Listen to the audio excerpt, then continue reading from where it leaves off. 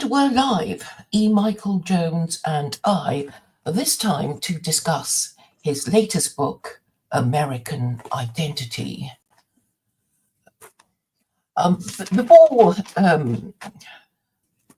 Before you came, I thought I would ask a few questions about what American identity means. And I'm old enough to remember a time when Americans used to accuse each other of being un-American. Perhaps you can remind us of what it meant to be un-American.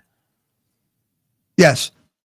That was the House Un-American Activities Committee. It took place in the early 1950s. It was a reaction to the beginning of the Cold War. It was a reaction against the Roosevelt administration and basically their collaboration with the Soviet Union during World War II. During that period of time, many communists have become involved in the State Department.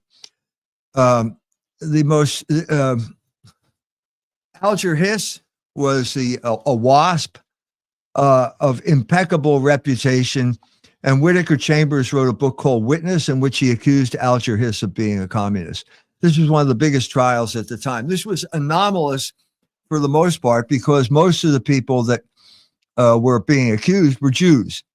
Jews were overwhelmingly communist at this period of time. This came out in the recent film Oppenheimer. Oppenheimer was a Jew. The movie is, I think Christopher Nolan is criticizing right now the Jewish takeover of America in the film Oppenheimer, because it's Jews from beginning to end. And the story was basically at that time that the United States, we're talking about during World War II, the United States granted asylum to Jews from Germany and places like that. They came over here, the physicists came over, they immediately joined up with the Manhattan Project, which was creating the atomic bomb, and they immediately started sending these secrets back to the Soviet Union. It's in the film.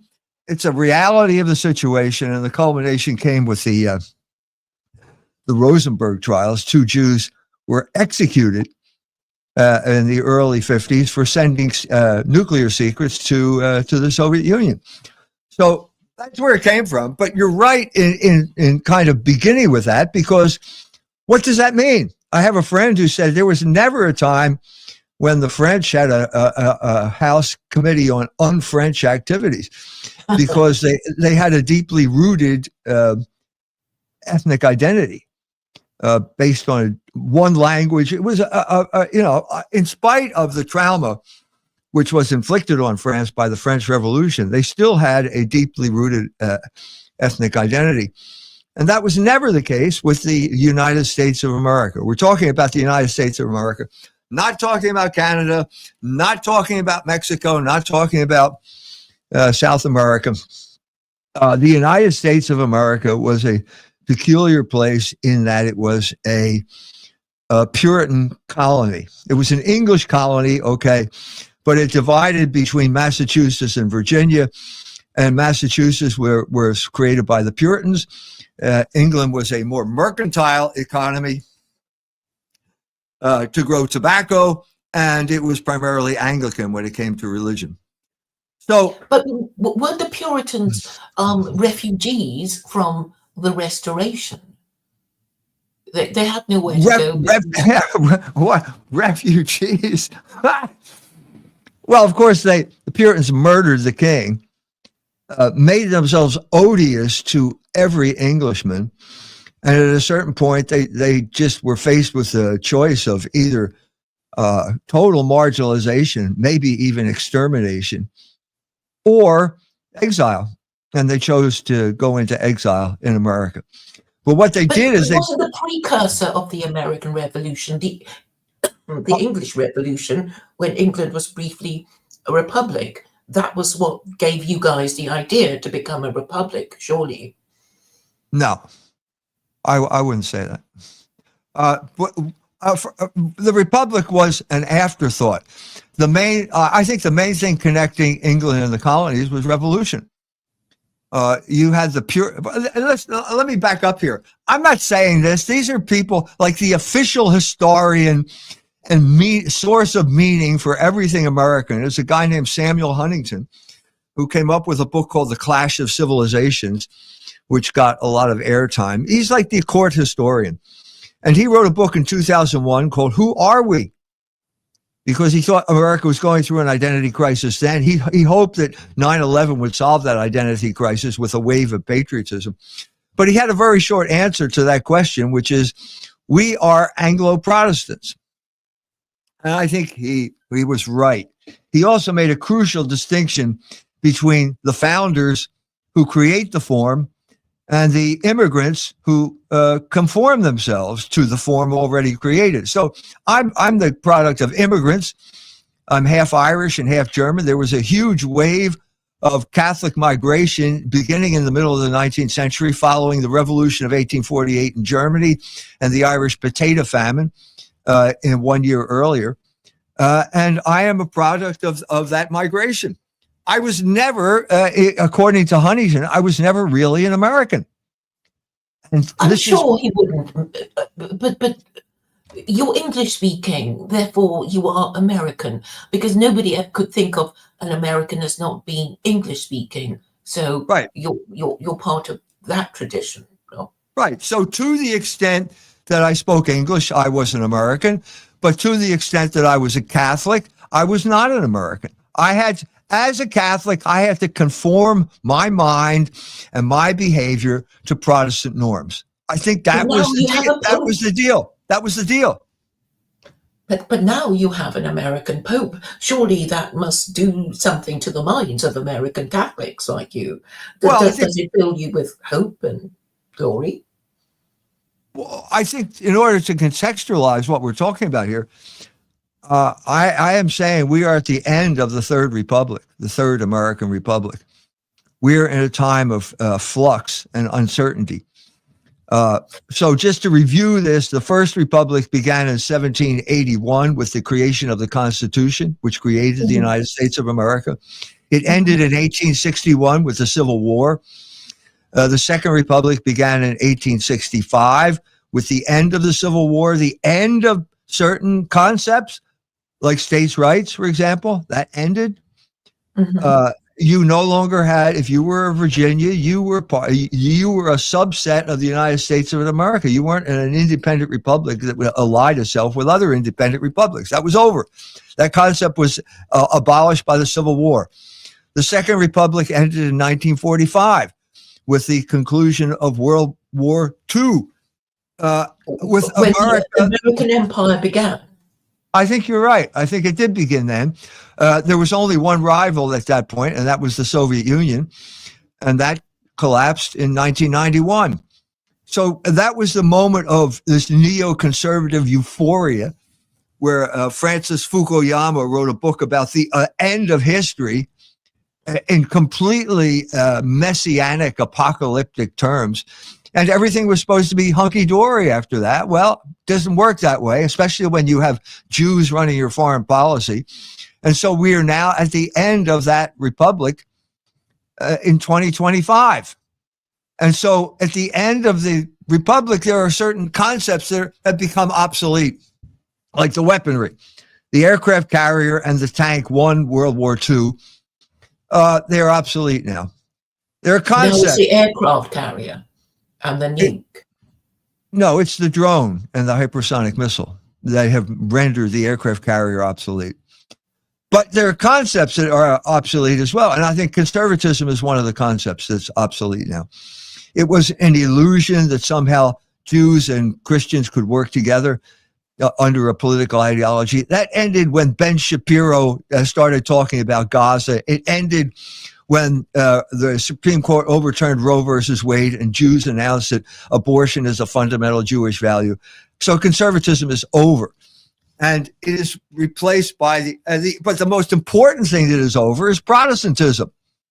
Protestantism is evaporating as we speak. Everybody knows this. And at this point, you have the remnants of that Protestant America. Two groups, basically. The mainline Protestants, the Anglicans, the Presbyterians, the Methodists, the Lutherans. These mainline groups were the backbone of Protestant America, and they've all been taken over by homosexuals, and they are all going out of existence. At the other end of the spectrum, you have the evangelicals, and they've all become Zionists, and so being absorbed into the Jewish political power, cultural power in America. So there's a vacuum now, because that was, I have to agree with Huntington. I think Americans were an Anglo-Protestant in some sense or other. Even if you were Catholic, you had to sort of go along with Protestant hegemony. And so you had two people who didn't, namely John F. Kennedy and Robert, his brother, and they were murdered because they wouldn't go along. But Teddy Kennedy completely absorbed that lesson, and he would basically accept, the Republic's position on abortion and not the Catholic Church's position on abortion. So anything that didn't conform to American identity as the Protestants defined it simply got thrown overboard in order to be a part of the American culture and experience. But don't you think, Mike, that Zionism is one of the pillars of American identity? It has been said that Israel is an American colony, and what they're doing is kind of passing the buck between each other, like, oh, you started it, oh, but I have to support you now because we can't leave you, on your own without any protection. It's a white man's burden to protect the Jews, and this narrative justifies American presence in the Middle East, which of course drives the Muslims there mad. But Right, you're right. The crucial link is Puritanism. These were Zionists. They were Judaizers. When you break with the Catholic Church, you have to find some other source of authority. And the Protestants found it in the Bible. They believe in sola scriptura. Now, you hand an Englishman a Bible, he will immediately go to the Old Testament because he just loves those exciting stories. And he will immediately say, well, I'm Gideon. This is what Cromwell said. Cromwell said it literally, that he was Gideon. Well, if Cromwell is Gideon... Remind me again who Gideon was. I know there are Gideon Bibles in hotel rooms. I'm a little vague who Gideon was supposed to be. Yeah, that was the Gideon Bible. But so Cromwell is, if Cromwell is Gideon, then the Irish are Amalek. And that was the first contest. And once you're Gideon, you don't have to follow the moral law because God told you to slaughter all those Canaanites. And so Cromwell felt really holy as he was slaughtering Irish Catholic women and children who took refuge in the church. That made him feel especially holy. And then when the Puritans arrived in America, well, there were no Irish here, but there were Indians. And so Indians are Amalek now. And you have the King Philip's War and that massacre that followed because they were entitled, because God had chosen them. God had made them the chosen people, the new chosen people. This is talking about the new chosen people. I know Ann Coulter came from, lived for a while in a place called New Canaan in Connecticut. Sure. Salem, you have lots of biblical names there. Salem, yes, but Massachusetts. Yes. Sorry, where does Massachusetts come from? I'm Massachusetts is an Indian word. A lot of times they just picked up the Indian word. So it's right. I think it's the low place between two hills or something like that in the Squanto or whatever the native language was.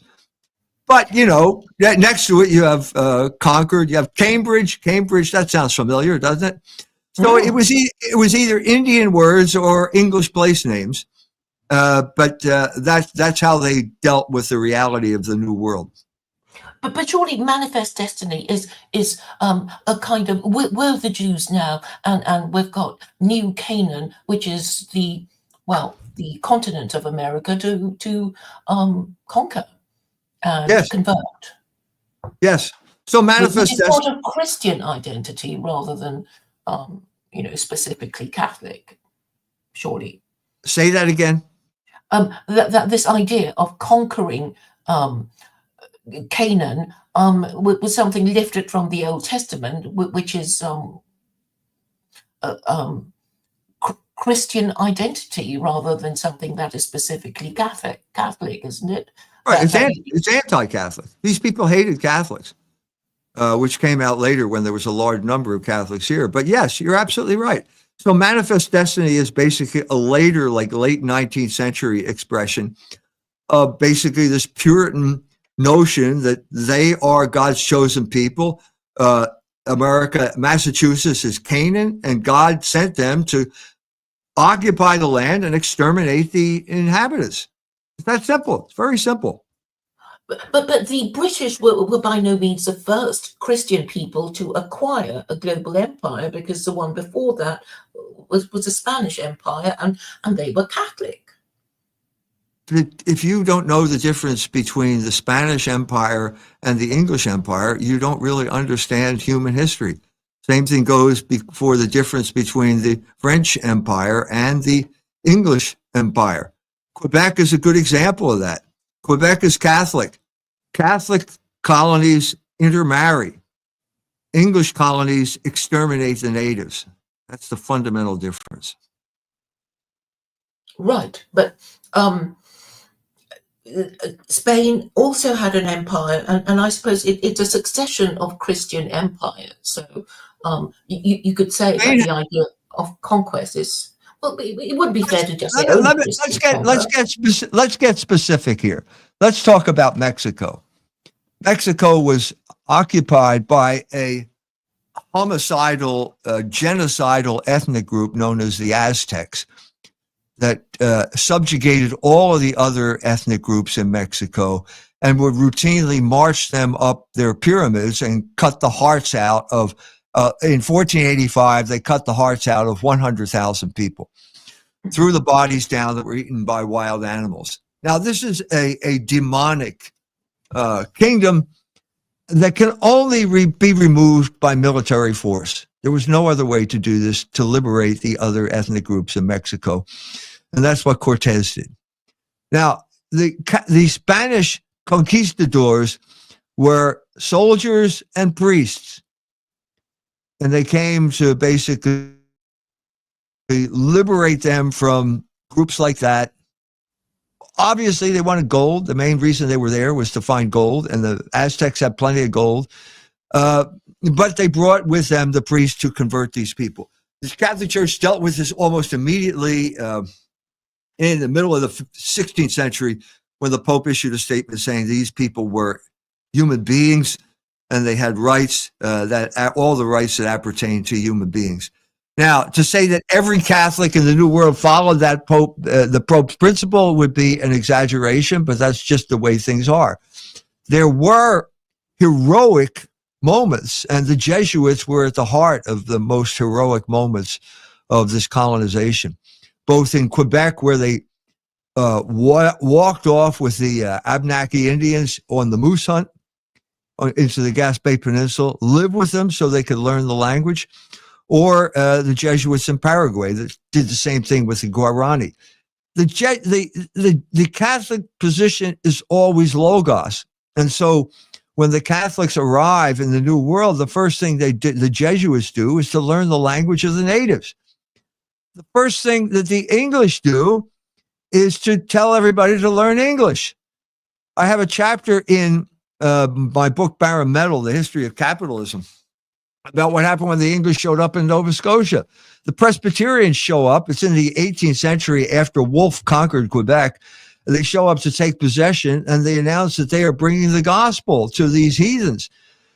Well, the people said, well, sorry, you're 200 years too late. We're all Catholics. We, who's the we? It's a combination of French and Micmac. The French had totally intermarried with the Micmac. There was no distinction anymore. And they said, no, we're Catholic. And then the Presbyterians said, well, as I said, we're bringing the gospel to you because Catholicism is not the gospel. So get with the plan and start learning English. They wouldn't even speak to them in French. They had to speak English to these people. And then and by the way, you have to, in addition to learning English, you have to become Presbyterians. Well, at this point, they said, well, no, we're not going to do that. At that point, the English offered a bounty on scalps of the natives. This is the way they dealt with the natives. Solomon Stoddard, the grandfather of Jonathan Edwards, author of the Halfway Covenant, famous figure in colonial America, said that we should hunt the Indians the way dogs hunt bears. This is classic English. It's not Catholic. It's not what the Catholic Church did. No matter what excesses, no matter what crimes, whatever wrong they did not do this. And as a result, you had the beginning of racism. This is, obviously the first racism was the Jewish racism of the Bible, where the Jews told Jesus Christ that they had sacred DNA. But the English Puritans, who thought they were the new Hebrews, implemented this now in their dealings with the natives as well. Both in Virginia, where the issue was how to divide the slaves from Africa from the slaves from Scotland and Ireland. So they invented the terms black and white. Or in Massachusetts, where basically the issue was the Indians. You know, how do we deal with the Indians? Well, as Kurtz said in Conrad's famous novella, Heart of Darkness, the English policy was always exterminate the brutes. That was always the English policy. Right. I thought it was divide and rule by through yes, caste. of course it's divide and rule, but if you decide you don't want to be ruled by the English, you will be exterminated. But that's surely not confined to Protestants. I'm sure, well, other religions would deal with conquered people who refused to pay ball. Sure. I'm sure that Genghis Khan had his own version, but if you're talking about Christianity, there's a huge divide between Protestants and Catholics. And the issue here is the identity crisis that has come about as a result of that. That's what we're dealing with here. Because, so this guy, Emmanuel Todt says, the American empire is collapsing because Protestantism is the hidden grammar of the American empire, and that's evaporating. Well, I agree with him. I agree with that. That's true. But then he goes on to say, so what's the hidden grammar of Protestantism? He doesn't know. He gets all tied up in Max Weber, who is the go-to guy when you don't understand what Protestantism is. And he never comes out of it. So what is Protestantism? Protestantism was a looting operation. It was theft of church property. It was, Claire, in England, it was never anything but a looting operation. Never. I actually accept that, but it was the monarch who rebelled. So presumably the church, the Catholic Church, the Pope was being so oppressive that even the monarchs couldn't stand it anymore. Claire, your mind is still a captive of Wig history. You need to grow out of Wig history. This is preposterous. It was looting. Looting is the only source, the cause of the Reformation in England. If you start giving me this other type of stuff, I just have to say, well, read your way out of Wig history. That's all I can say. Well, I suppose I did learn of the English Reformation as Henry wanting to sire a son, and he couldn't have done it without divorcing his first wife, and the Pope wasn't going to play ball, and that was really the problem. But if he'd been Muslim, then it would be no problem for him to have up to 4 wives and through them sire a son without having to behead or divorce them. And so it seems to me that the past 250 years of Western history is Europeans trying to leave Christianity, surely, right. Because Christianity was about defending the divine right of kings to rule, and so it doesn't make sense that you are defending it, because a constitutional republic must, by definition, be proto-Muslim, and the founding fathers must have been proto-Muslim because they did all the stuff of distancing and separating the church from their state. Wasn't that the reason? Secularism did not happen until at least 200 years later. There's no point in talking about secularism until you're talking about the French Revolution in reality, the Glorious Revolution in England.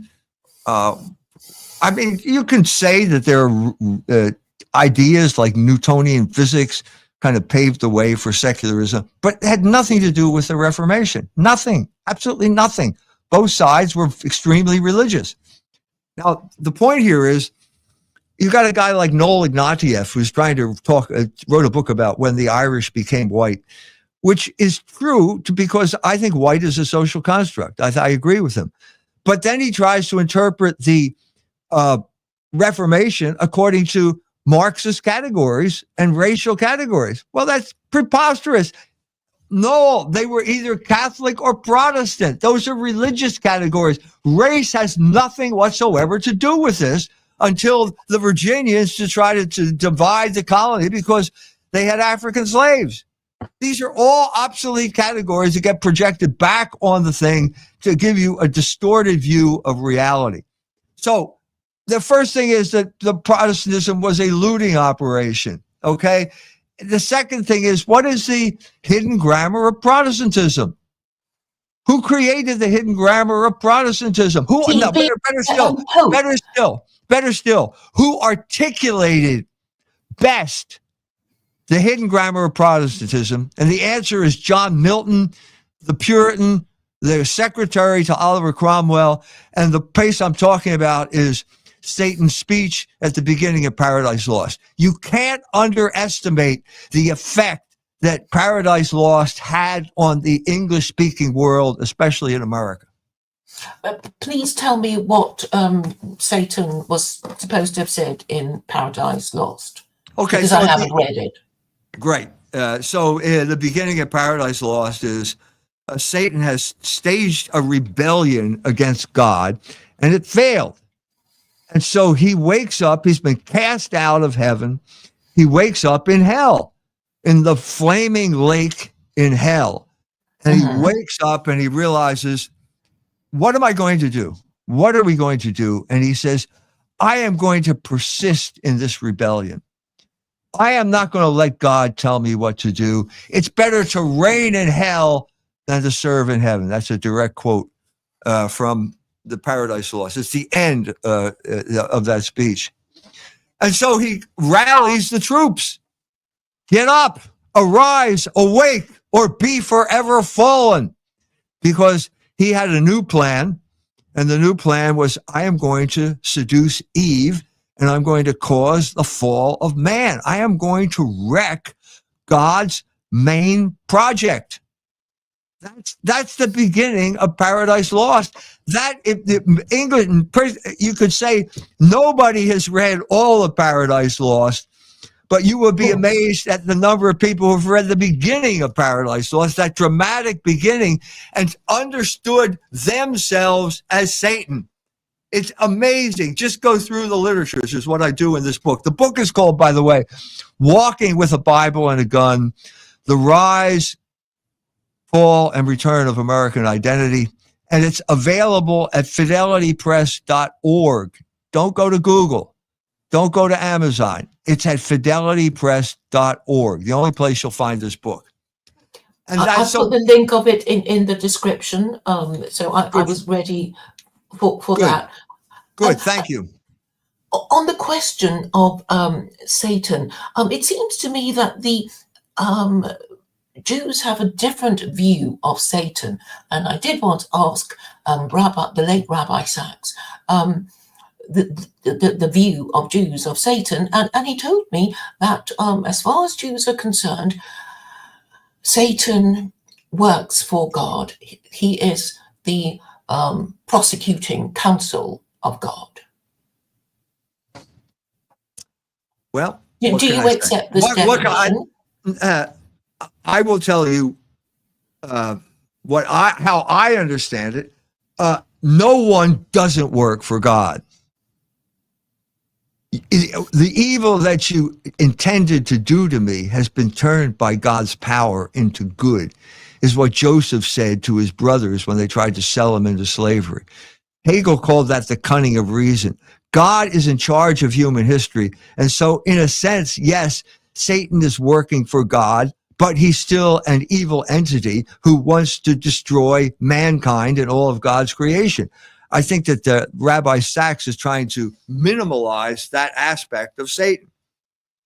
I thought it came from the book of Job, because it begins with God and Satan having a chat, and God saying, "Look at Job, what a great guy! He's thanking me, the grateful man." And Satan said, "Well, we'll see how he behaves when he doesn't get what he wants. Let us deprive him of his children, his wealth, etc."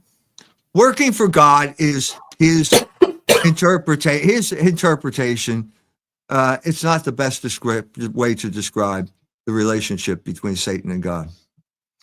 But I suppose if God is all powerful, then he would have done something about Satan. But because of the particular nature of the universe he created, he's supposed to give us free will so we can choose. Absolutely, you're absolutely right. You hit the crucial issue there. It's free will. God rational creatures must have free will. It's the flip side of the coin of rationality. So the rational creature, unlike a frog or any other animal, chooses the good. The frog doesn't choose to do anything. Little electrochemical spark plugs go off in his brain, and he either leaps at the fly or humps the female frog or whatever. There's no freedom there in the animal kingdom.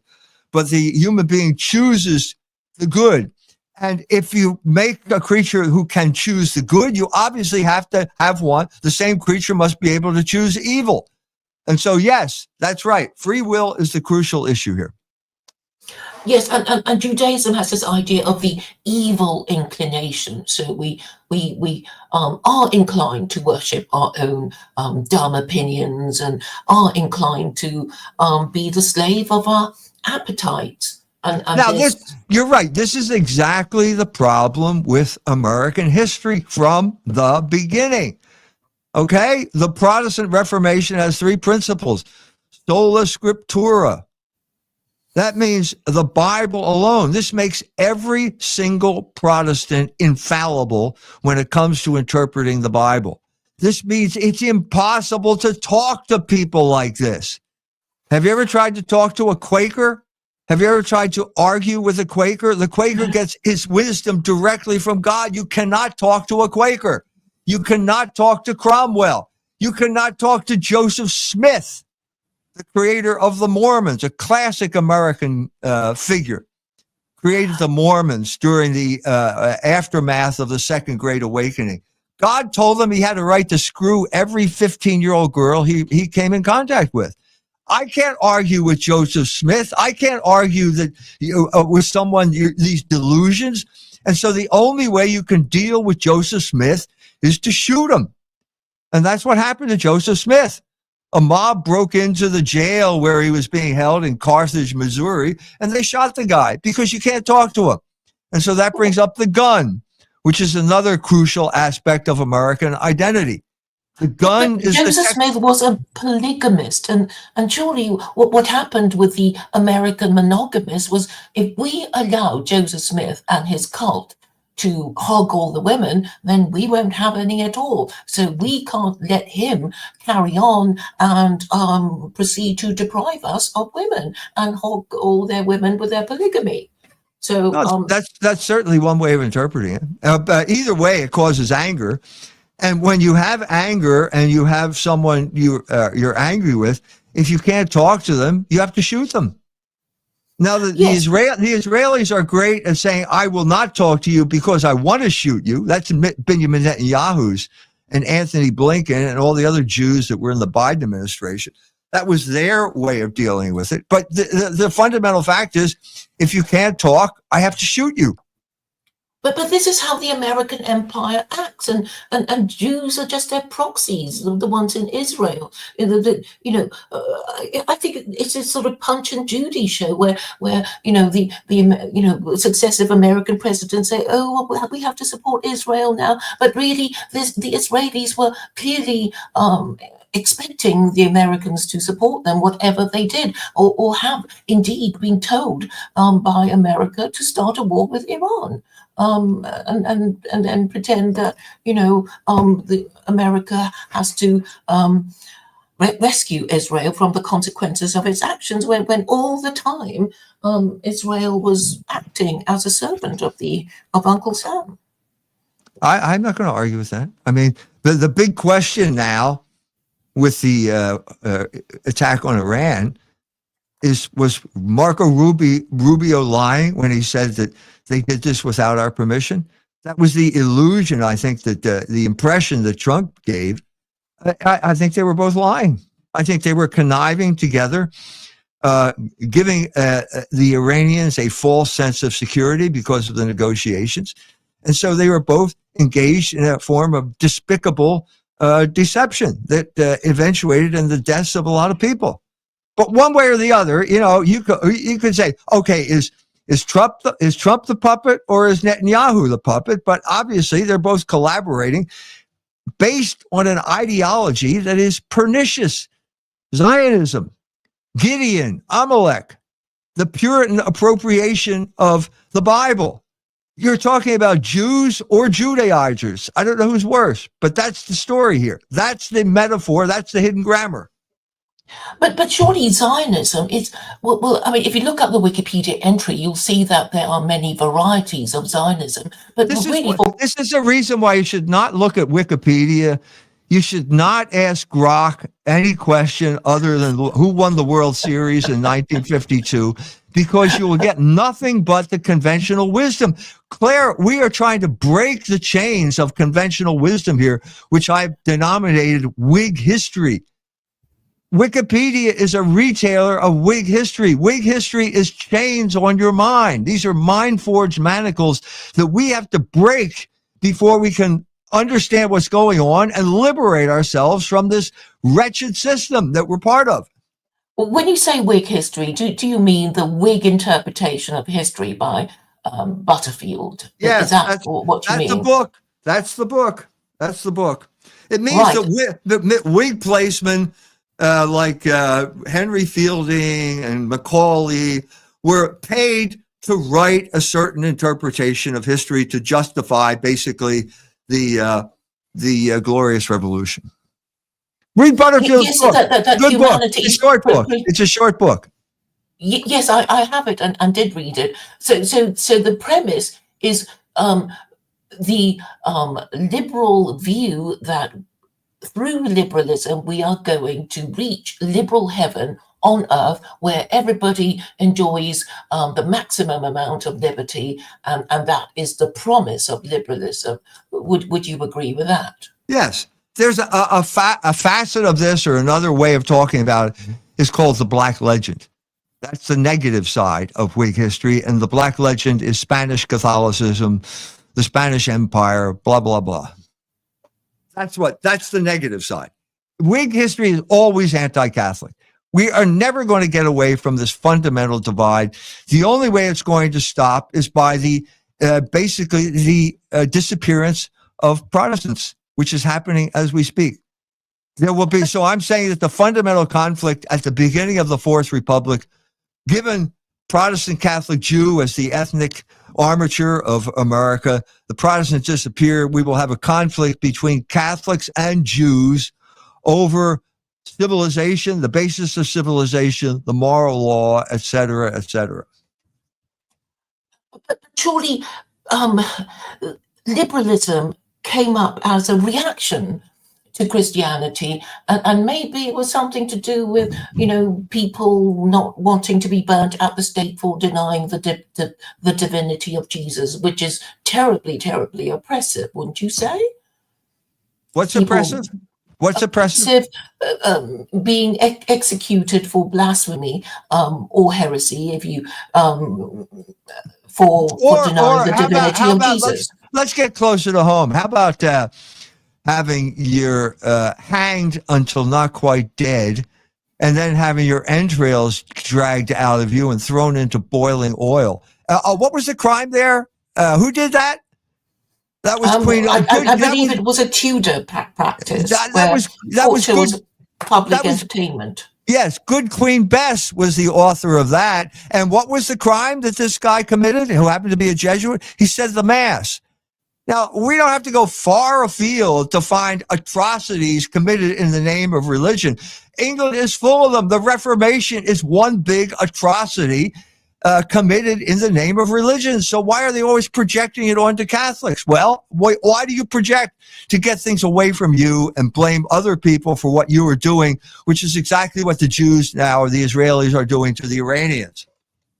Well, I don't particularly blame Catholics or Protestants. It's just the nature of the Trinity, which, because it's so hard to believe, makes everyone question it. And then, if you take it seriously, then you have to be, punishing people for blasphemy. And thank goodness for the American Republic with its First Amendment. Only a Muslim would say something like that. By the way, do the Muslims, is blasphemy a capital crime for Islam too? No. The thing is, there's actually, there's a verse, chapter 2, verse 256 in the Quran that says there is no compulsion in belief. Truth stands clear from error. And then there's the other one, chapter 17, verse 111, which basically says God does not require humans to, I paraphrase here, to protect his feelings from, for blasphemy. And it was actually a Muslim some years ago who told me that actually the Quran doesn't even mention blasphemy. So, but I mean, you would know it from the way these Muslims behave, because sadly they break their own rules. But they're not the only people who break their own rules. So I am in favor of Catholic-Muslim dialogue in England right now. We are supporting Dr. Rayhana Ali. It's a good cause. I don't know whether you're aware of this. She's a Muslim doctor from Pakistan, or actually she says Kashmir, but anyway.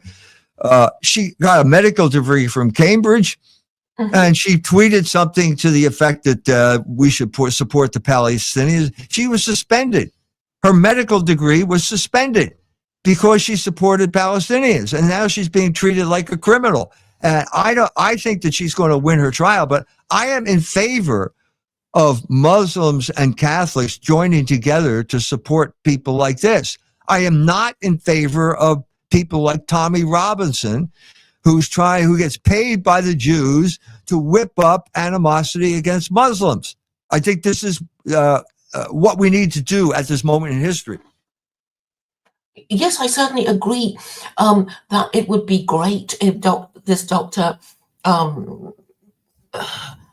gets her medical degree. I think she was practicing and she was suspended or something. I did watch something on YouTube about her. But the problem with the British is that they don't have a written constitution, and this is their problem. They don't have a constitution at all because they live under a monarchy, and there is this thing called the royal prerogative that apparently still gives the monarch some theoretical power that puts him above the law.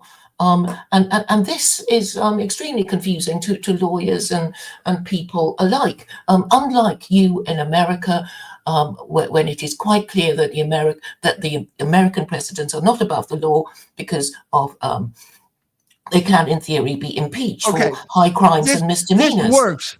This works if you're a homogenous group living on an island with centuries of acceptance of custom.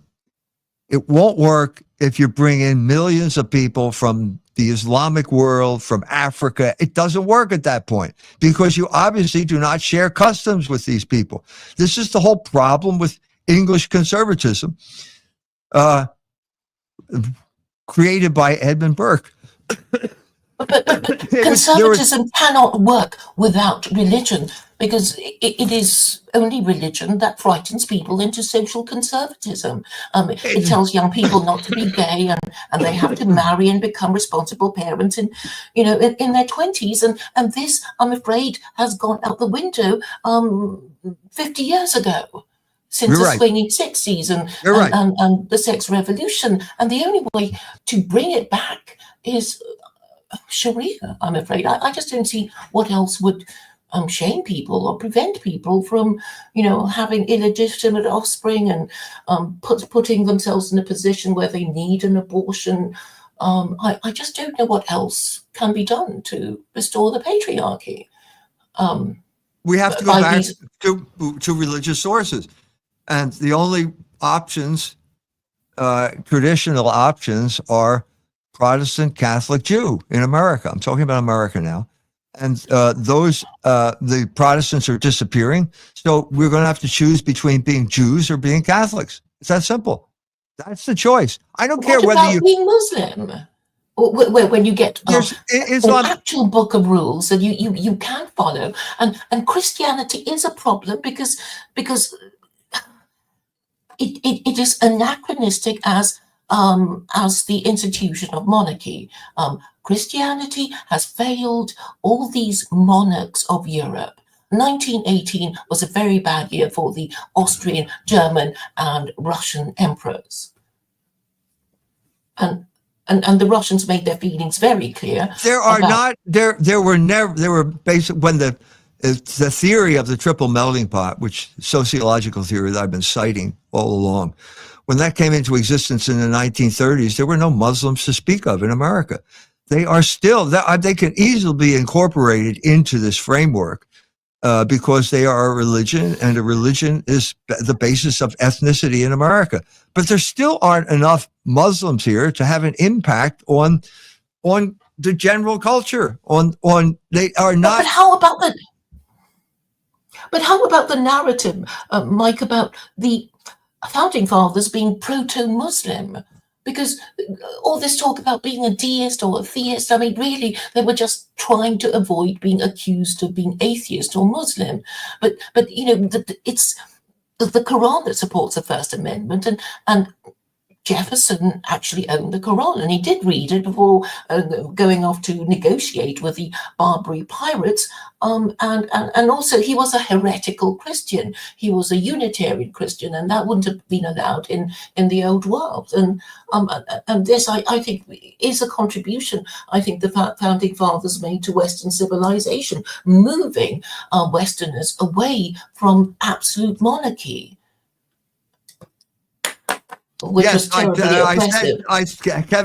Kevin Barrett was raised as a Unitarian. He said he could never figure out the Trinity, and then that made it easier for him to become a Muslim. So I said, you just added camels to your Unitarianism. Everybody in the bus thought that was funny, and when I said that, but it's not there. No one can take this as a serious alternative in America, other than on a local level. If you flood Minneapolis with Somalis who happen to be Muslim, they will establish an ethnic neighborhood where there will be a mosque. My son lives in Dearborn. My oldest son lives in Dearborn, and that's basically Muslim because it's a Lebanese colony in America. But these are the exceptions that prove the rule. But don't white people need to marry each other again? I mean, I see them, thinking Christian nationalism is the answer, and they convert to Catholicism, they convert to Orthodox Christianity, but the rules are that Orthodox Christians can only marry other Orthodox Christians, and they join. That doesn't. First of all, it's not. There's no rule. Abraham Lincoln said there's no rule that says men are not allowed to wear bonnets in public, but no man wears a bonnet in public. Okay, so there's no rule that says Catholics can't marry Protestants, but on the whole, I mean, they marry within their ethnic religious grouping. It's just that simple. They don't have to, but they do because they share similarities. They meet, they associate with these people. Same thing with Muslims. Muslims marry other Muslims. Yes, but a Muslim man can marry Jewesses and Christian women as well as Muslim women of any race. So becoming Muslim would actually increase your marriage opportunities. But what I'm trying to say really is that the difficulty of the Trinity is that because nobody's really sure what it means, they don't quite believe it. Claire, this is ridiculous. I suggest, first of all, we know exactly what it means. It was hammered out by the smartest minds of the Christian world in Greek. They had to use the Greek language over a course of 3 centuries. We know exactly what it means. The fact that you don't know what it means is understandable because you're a Muslim. But that's not really. I'm not a Muslim, but I think I know what it means. I think it was to win a theological argument against the Jews, because the Jews would always say, oh, our God is more powerful than your crucified Jesus, because our God is a father and your God is only the Son. And therefore the Trinity had to, come into being to say that Christians have to believe that Jesus is co-equal to the Father and the Holy Spirit. That was the purpose of the Trinity, and Athanasius was the genius who knew how Jews would argue, and that was why he won in the end. Okay, I think we should talk about American identity. I think we're getting too far afield here. Oh yes, please do. I was going to say, American identity is expansionist and imperial, and I suppose there will come a time when it goes too far, like the Romans. And, right. Let me formulate this. It is a demonic parody of Christ's commission, Great Commission, to go and preach the gospel to all nations. America has become a demonic parody of Christianity.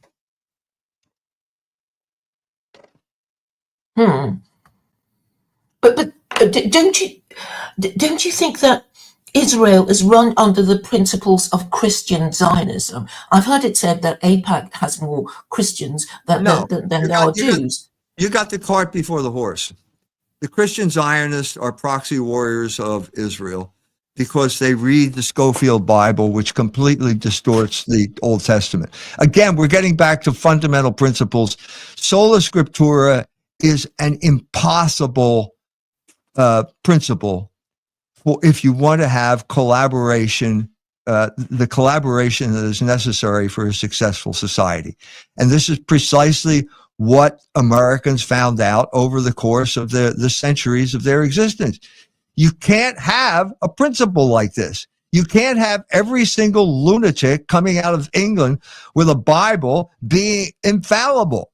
And so, as I said, we resolved the Mormon issue. The only way to resolve it is to shoot the guy, which is what they did in Missouri. By the time, I cover this in my book, by the 1920s, we have mass migration. The Protestants are being diluted by these Catholic migration, and we have the Jews stepping forward. Walter Lippmann writes a book called Public Opinion, in which he says basically America is unworkable. He says Jeffersonian democracy. What you need are experts behind the scenes. Oh, well, let's go through experts behind the scenes. Do you mean Jews? This is exactly what Lippmann was. A Jew. He was an educated German Jew, lived in New York at the time, studied Latin and Greek in high school. So he's an educated man, but he's proposing the, quote, expert behind the scenes as the solution to all the problems caused by Jeffersonian democracy, which I would say is caused by sola scriptura. Well, in this instance, the cure is worse than the disease. And we are now living at the end where you let these people in, they take over your culture. And that's why we are now mired in endless wars in the Middle East.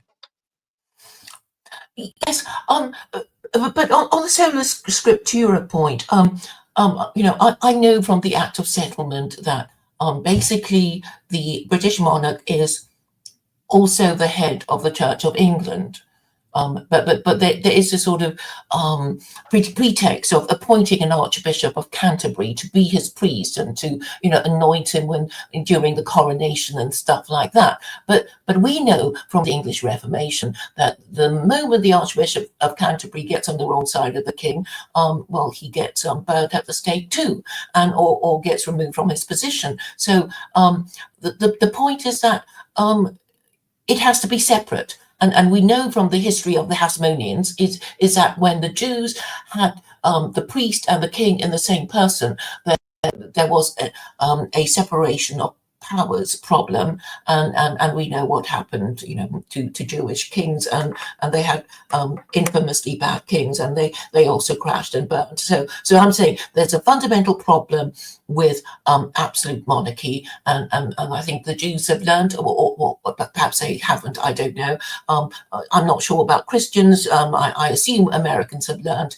that a republic is better than an absolute monarchy. I'm not sure if the Europeans understand, and I don't think the Muslims understand either, because most Muslims are Sunnis, and most Sunnis live in kingdoms, and they will probably be very frightened of questioning the institution of monarchy if they lived under an absolute monarch, and that, I think, suppresses debate and the ability to interpret even their book properly, because they are afraid of being called names and being cancelled and thrown into dungeons or even executed for having the wrong interpretation of the Quran. And I think that is fundamentally a problem. I mean, you know what happened to William Tyndale. All he did was want to, translate the Bible into English, but there was some argument with him and Henry VIII, and he ended up being burnt at the stake. So there you go. Yes. Yes.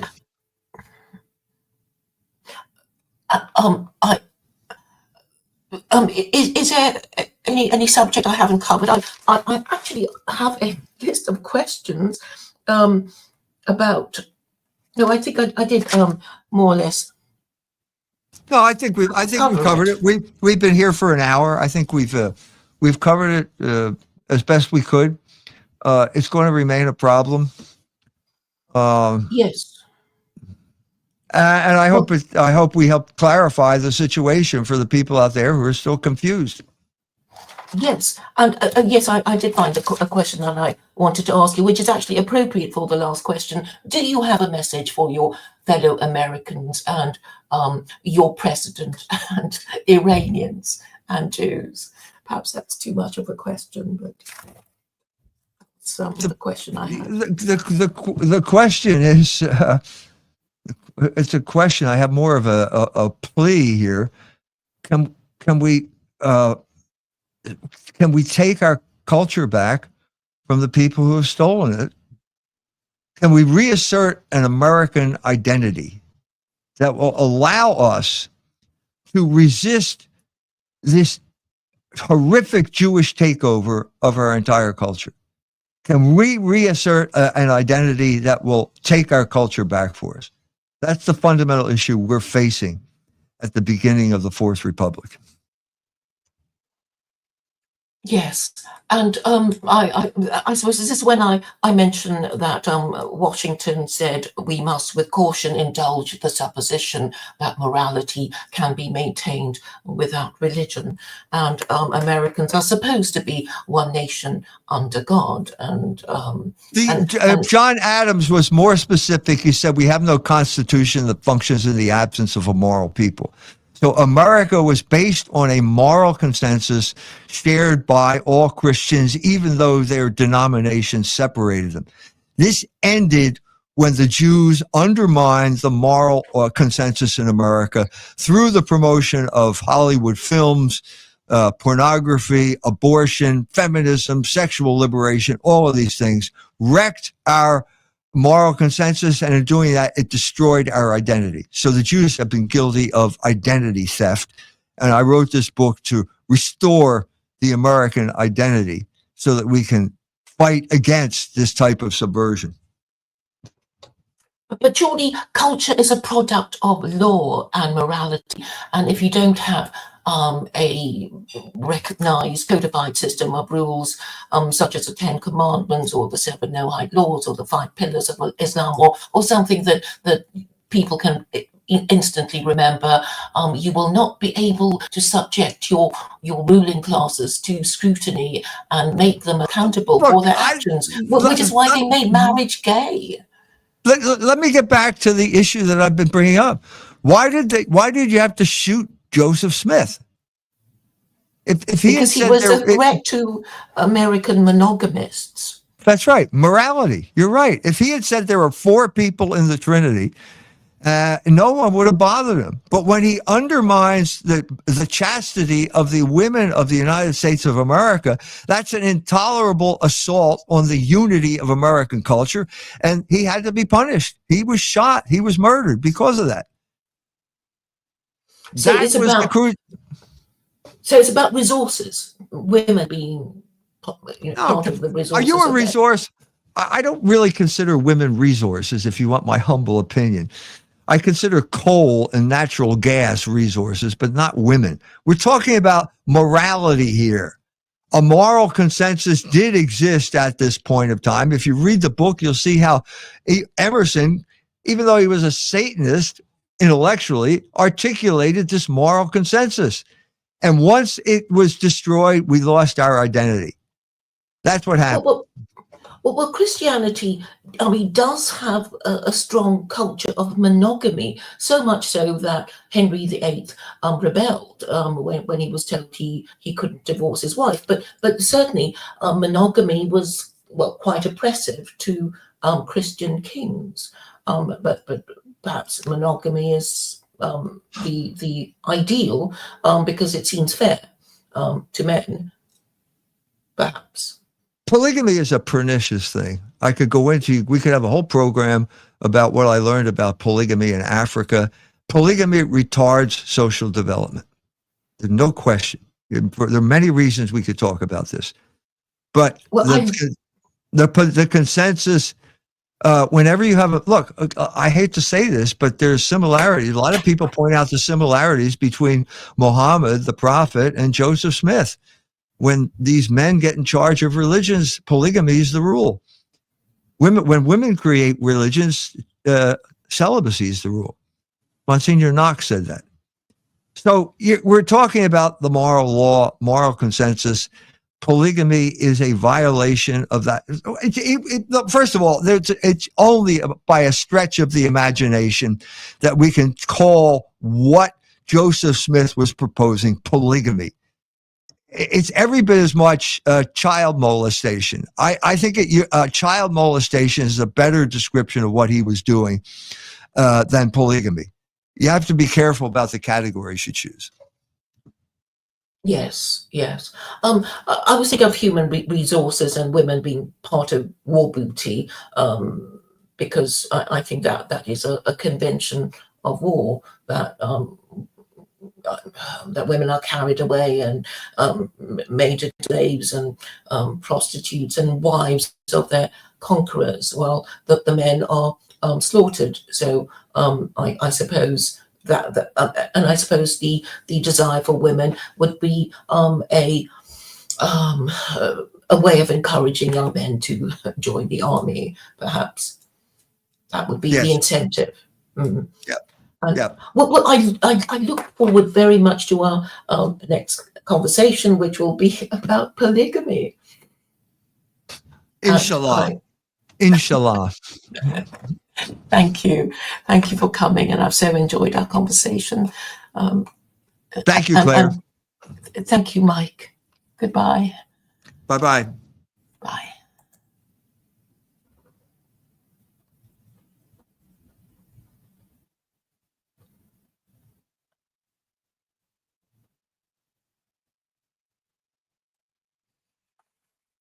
Oh.